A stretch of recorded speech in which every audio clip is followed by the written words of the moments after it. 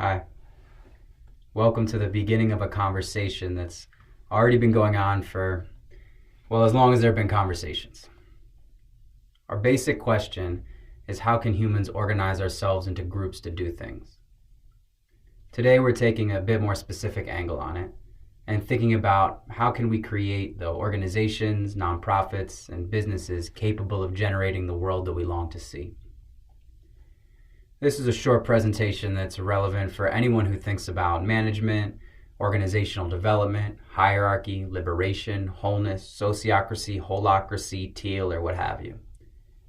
It's also a presentation that's been created for the Nonprofit Democracy Network, a group of organizations and workers supporting each other to make nonprofits more equitable, participatory, responsive, and leaderful.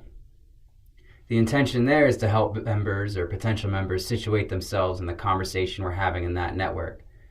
But it's relevant and informative to anyone who's interested in how we manage and govern our organizations. At the end of this presentation, you'll have an understanding of what organizational governance is, why it matters, how it's connected to effective social change and collective liberation. But before we dive in, a couple words about me. I'm Simon Mott. When I ask friends to take professional-looking photos of me, I look like this. When I go to the desert and pray with fellow Jews, I look like that. And as far as my professional identity, I've been facilitating group dialogues and processes for over 10 years. I had a short stint as a marching band director at a high school. I've practiced restorative justice in schools and prisons. I graduated from law school, and then I really sunk into the movement for a just and regenerative economy through working with the Sustainable Economies Law Center. Now I run a consulting and training practice called Harmonize that helps social movement organizations and purpose-driven companies create cultures of belonging, leaderful structures, and holistic governance and management systems. If you want to get a deeper, more personal sense of me, you can check out simonmont.com, or you want to look at my consulting work, you can go to harmonize.work. And it's worth mentioning, I'm here talking about leadership, politics, and liberation inside the body of a cisgender white guy. I'm making my offering humbly with recognition of the limits of my perspective and the ways that perspective has been shaped by my socialization. I'm also making my offering confidently with knowledge of my personal commitment to deep self-reflection, transformation, and solidarity. I encourage us all to not let the limits of my perspective become the limits of our conversation, our thinking, or our practice, and to not let the fact that my perspective is limited and flawed prevent us from using and finding what's supportive within it. Now to what we're really here to talk about. How and why to rethink the way that we run organizations. And we need to talk about it because many of our organizations recreate the very problems that we're trying to solve. To see this, imagine, for example, that you have a company that makes solar panels, but it uses oil to produce those solar panels. Well, if the energy saved through solar panels isn't more than the oil used to create it, then the company isn't actually helping with energy conservation. And if they only focus on the energy saved by the panels without taking note of the oil that it takes to produce them, they won't even notice that there's a problem. Now, this example is pretty easy to understand because the effects we're measuring are physical. But many of our organizations are trapped in what is essentially just a more subtle version of that very same pattern. To see that, just imagine an addiction and mental health clinic in which therapists work 60 hours a week, operate in a dehumanizing bureaucracy, and are given little emotional support and receive less than a living wage.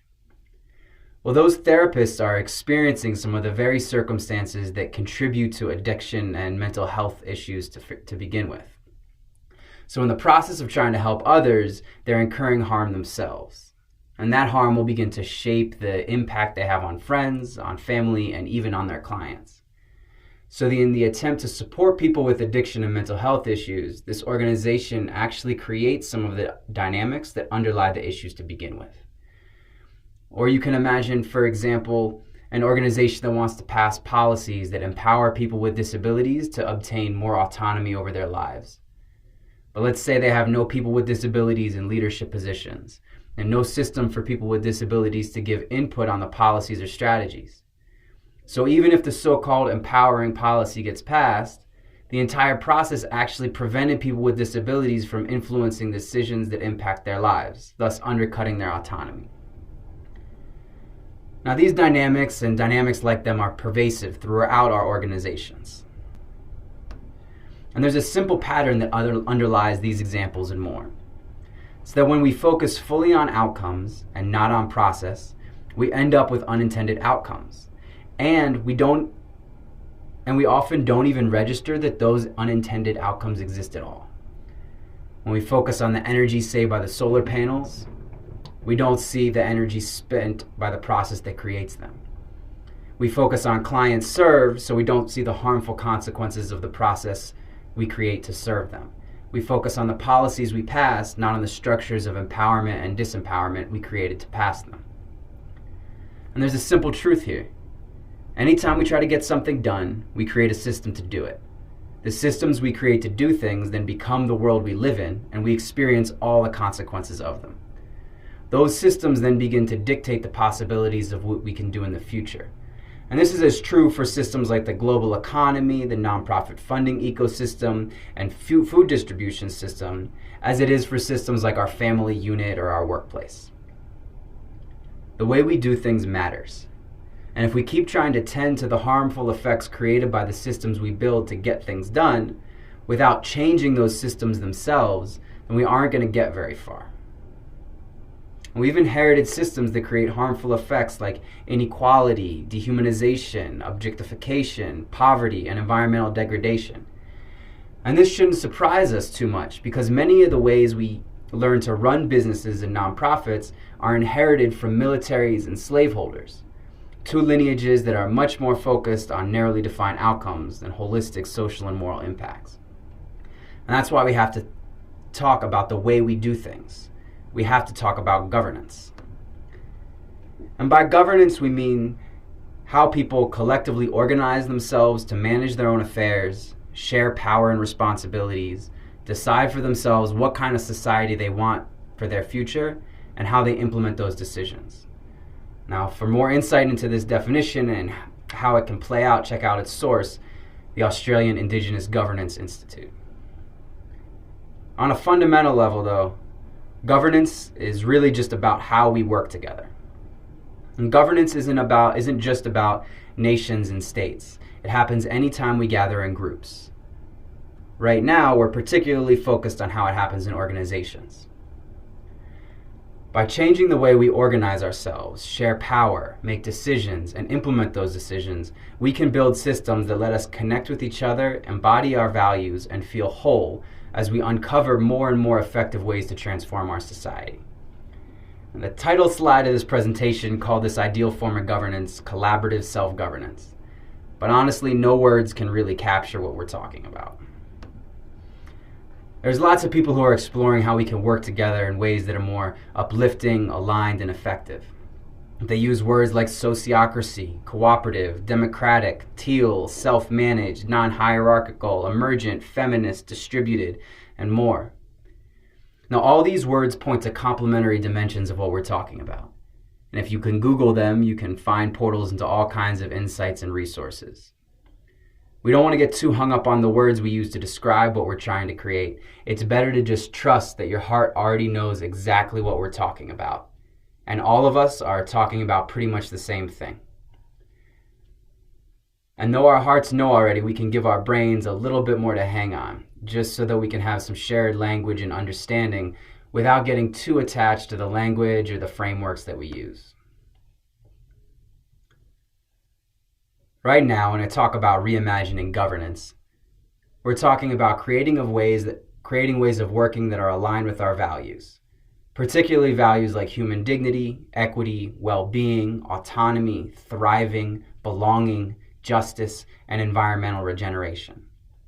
And we're also talking about creating ways of working that let us be more effective at meeting the complex and often urgent demands of our times.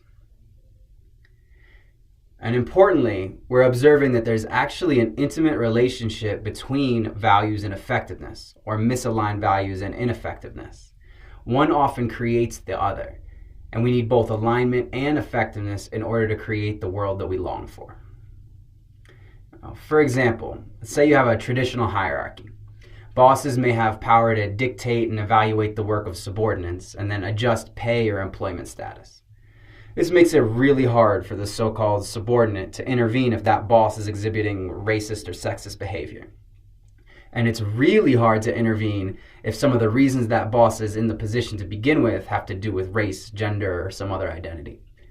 In this way, the system of hierarchy can stabilize and reinforce oppression. This is a misalignment in values.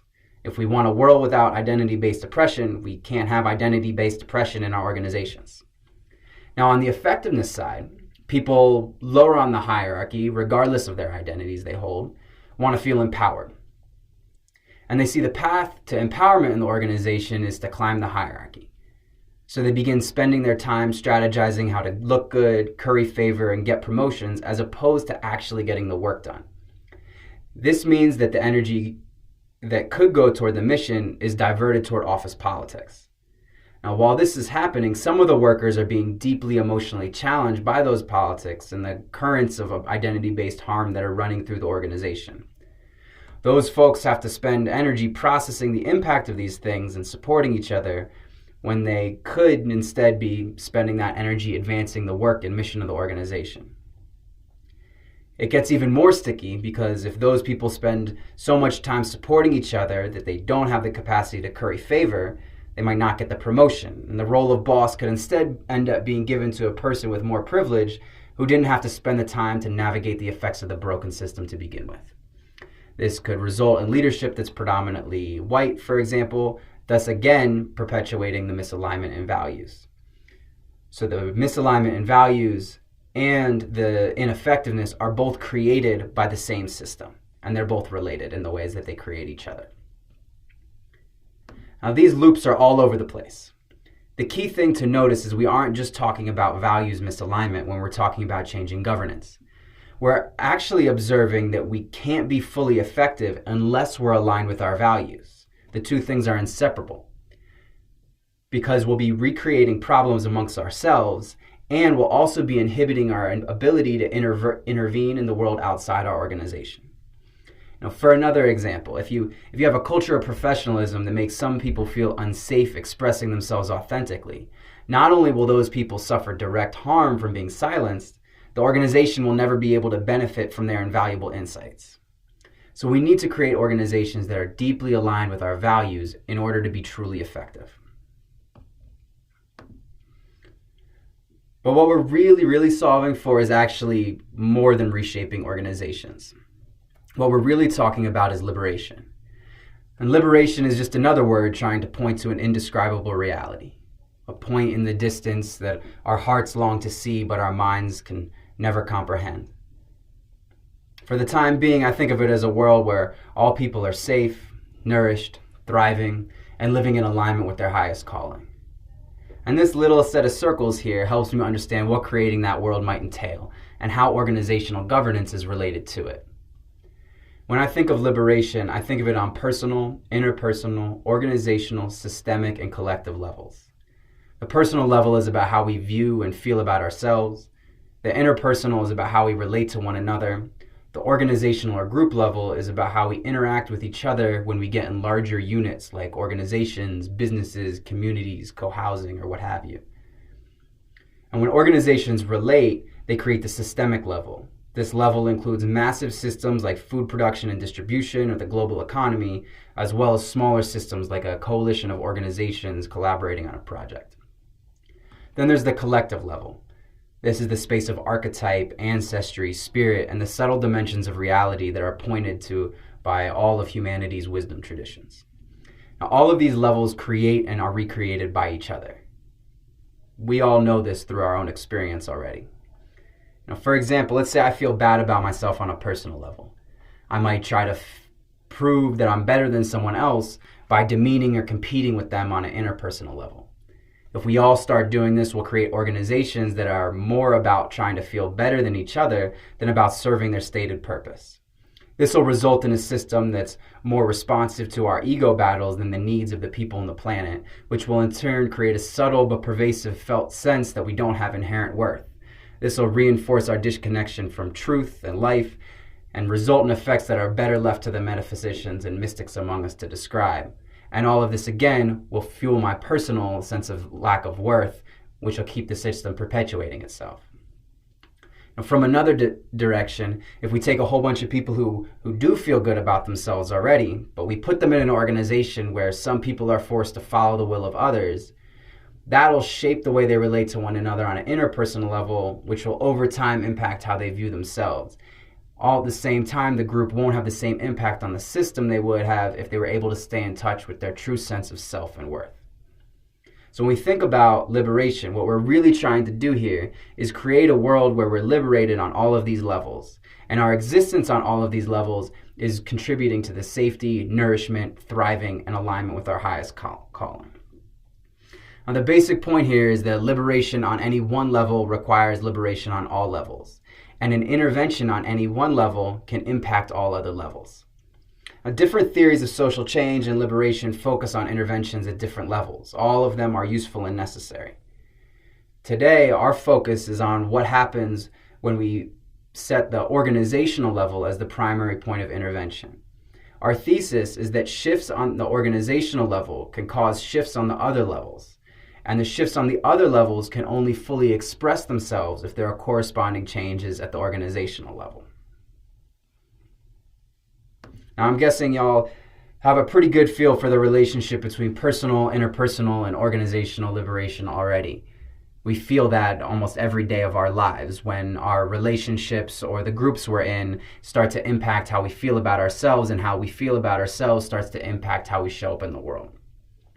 But we can take a little closer look at the relationship between organizational and systemic liberation because it helps us see the connection between values and impact, and lets us understand the massive and scalable potential of redesigning organizational governance.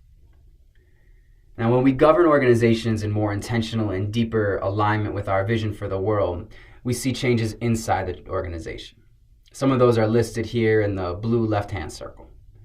When we create equity inside our organizations, we support the personal growth of members, enable sustainable and life-giving work habits, and create moments of healing and transformation. And those immediately ripple into the personal and interpersonal level. Now, doing this requires that we act mindfully, that we create new models, that we build our capacity to wrestle with complexity, and we prototype solutions to the sticky social problems that manifest inside our organization. Now, this sets us up to impact our outside world in different ways. So when we're more resilient, thriving, and innovative inside our organizations, we're more able to intervene effectively outside our organizations. When we study and navigate the interconnected dynamics in our organizations, we improve our ability to employ a systemic approach to the issues we confront in the world. And as we create new models for power and decision-making inside the organization, we're better able to respond to the frontline needs, empower our communities, and form a movement amongst ourselves. So when we talk about governance, we're talking about how to organize ourselves, to share power, make decisions, and implement those decisions in service of the world that our hearts know is possible. And we're talking about bringing ourselves into deeper alignment with that world every day, not only because we deserve it for ourselves right now, but also because it helps us get more and more people to be able to access it in the future. Our comrade Harsha Walia managed to say everything I just said in 20 minutes in one sentence.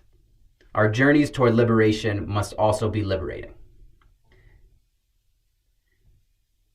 And none of what I have just said is new or original. People have been working to implement the values we're talking about here for a long time. And we're fortunate today that there are people around the world catalyzing a movement to bring these values into our contemporary world.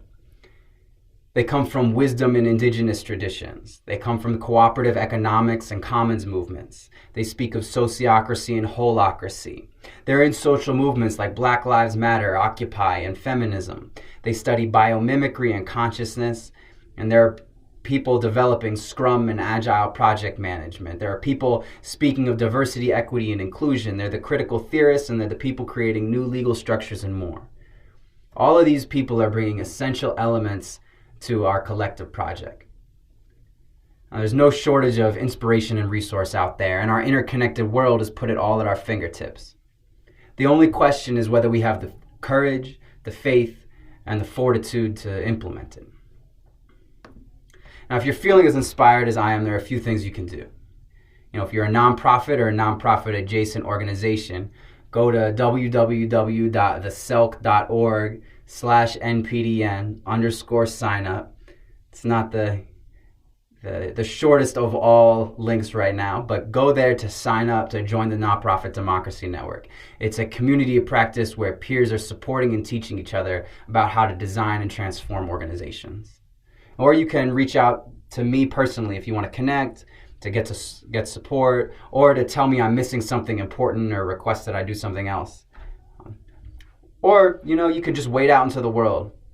Start talking about this stuff. It won't take too long until you find somebody who resonates. Thanks for spending some time with me. Connecting with you makes my life and my work meaningful.